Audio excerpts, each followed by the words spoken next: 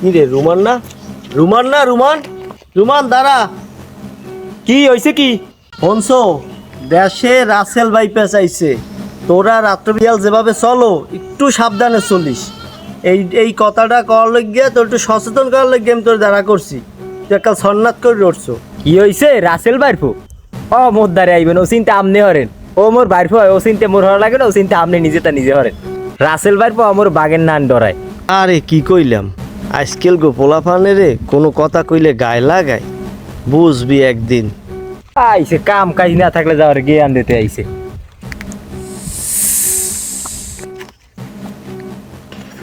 মা গোদি রাসেল বাইপার্স হালায় ওই হেনে আজ তো হলে খবর আছে। কিরে মামু, তোমার বলে অনেক সাহস, তুমি বলে মোরে ভয় পাও না?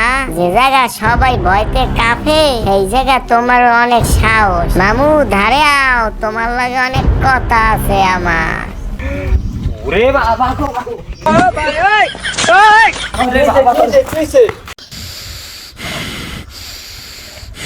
কি হয়েছে তোর? হয়েছে না কি? হাঁপাও কা? কি হয়েছে?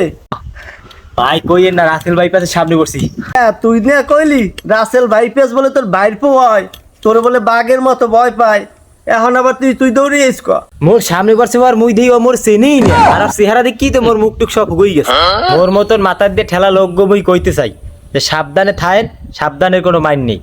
হেই বোঝা বুঝলি বেড়া, ধাবর দবর খাইয়া।